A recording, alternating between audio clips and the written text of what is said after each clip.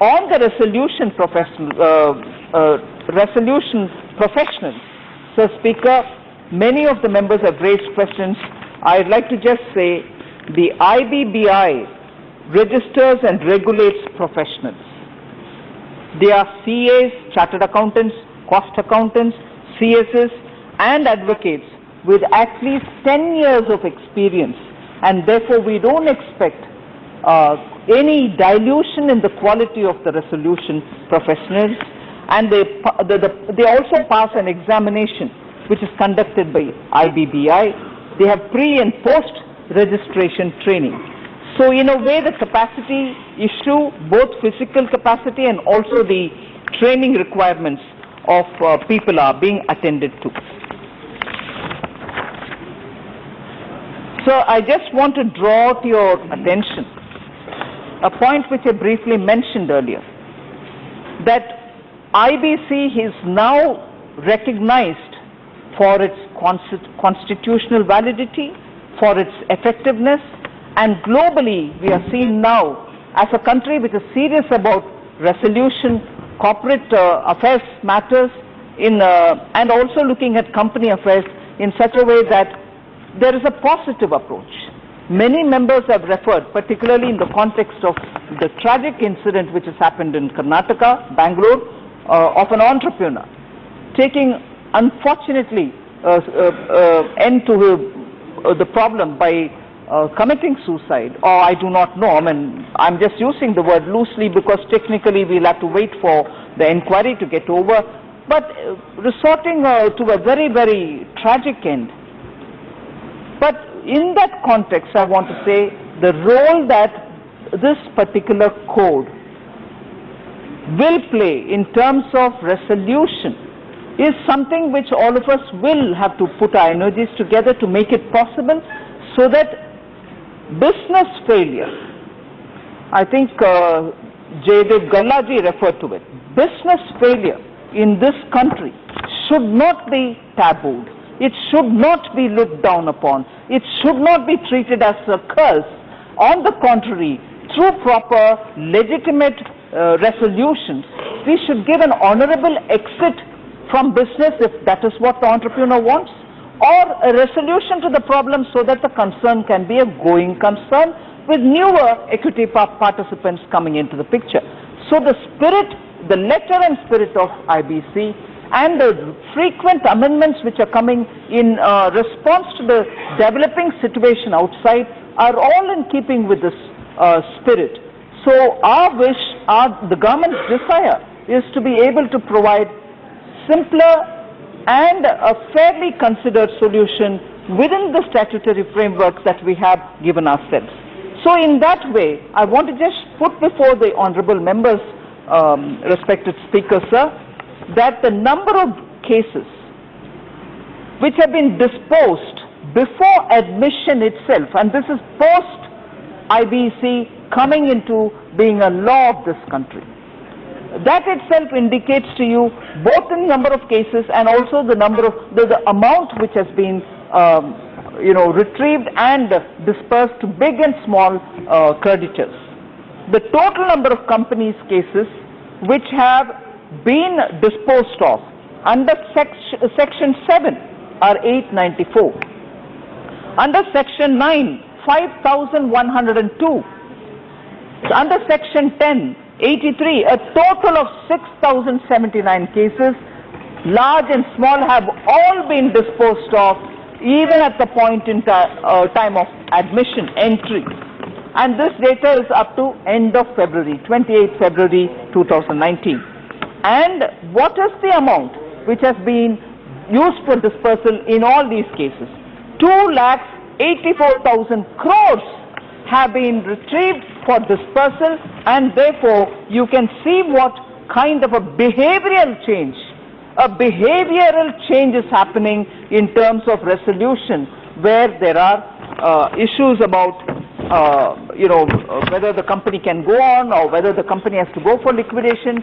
Compare it with the days when they were waiting as sick companies under SARFAESI or even the laws which existed before. So this actually has helped us to bring in a behavioral change.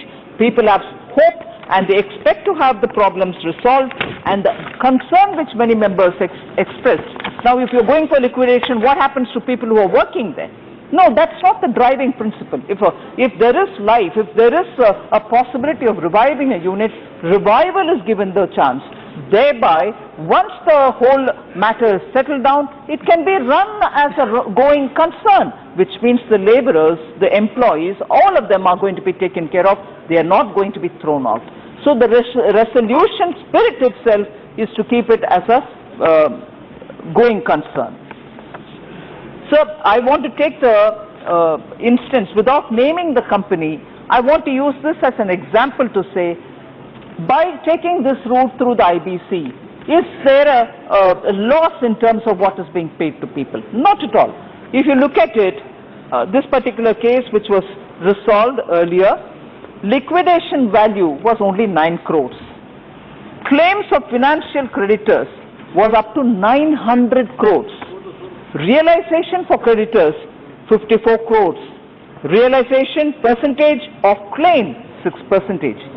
Whereas realization as a percentage of liquidation value is 600%. The company was in BIFR for a decade.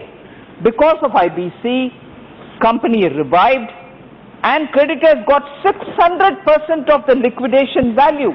That's the achievement of IBC. I don't want to say that's the end of the story, but by constantly sharpening, bringing in greater focus and bringing in purpose-serving amendments, we have achieved and we shall continue to achieve, with the cooperation of all the members, a certain kind of culture in the dispute resolution mechanism.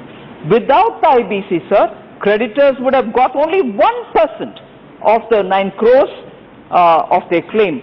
So that underlines the need for us to be able to keep this alive, keep this relevant to the developments which are happening in the markets and in the economy, and bring in timely this particular thing, this particular set of resolution. I'm grateful to all the members of in the House. All the members have received it in the context in which it's being brought in. So if there are some areas which require greater clarification, greater interpretative explanatory notes, we had to bring it in. Otherwise, you had treatments of all kinds of creditors as being equal, which is unacceptable. So, Sir Speaker, I would want to underline the importance of this set of amendments that we are bringing in the context in which we are bringing in it. Now, again, Speaker, Honorable Member Gaurav Gogoi spoke about haircuts, and later many other members also spoke about haircuts. So here, the government doesn't play a role. It is the Committee of Creditors who takes a resolution plan. And it is not the government, be it even if one of the claimants to the credit which is being lent is a public sector bank or any other institution of the government, you can only lay your claim from your side. It is the Committee of Creditors who take a final call, and that's why voting in it is also a very important thing.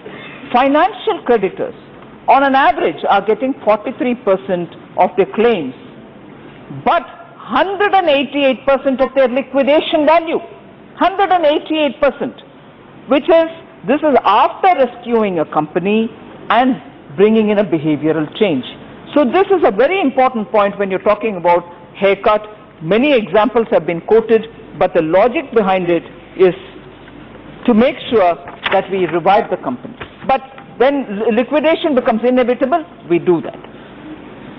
So there were quite a few members who spoke about what's the status of the corporate insolvency resolution process, that is the CIRP under the Insolvency Bankruptcy Code.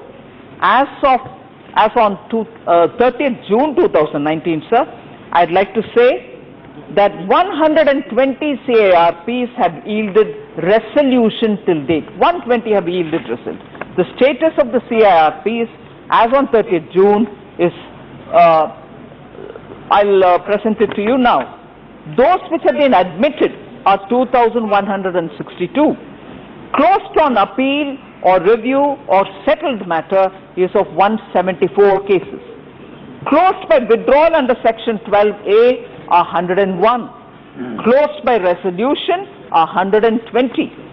Closed by liquidation are 475. Ongoing CIRPs are 1,292. Now, another set of statistics which will be of very relevant as a part of my response, because many members have raised about the number of days that cases wait. I would just want to say ongoing CIRPs, which I just read out, is 1,292. More than 330 days, those which are waited, are 335. More than 270 days, 445. More than 180 days, but less than 270 days, 221. More than 90 days, less than 180 days, 349. And less than 90 days are 277. So this is the kind of spread of cases which are waiting for resolution.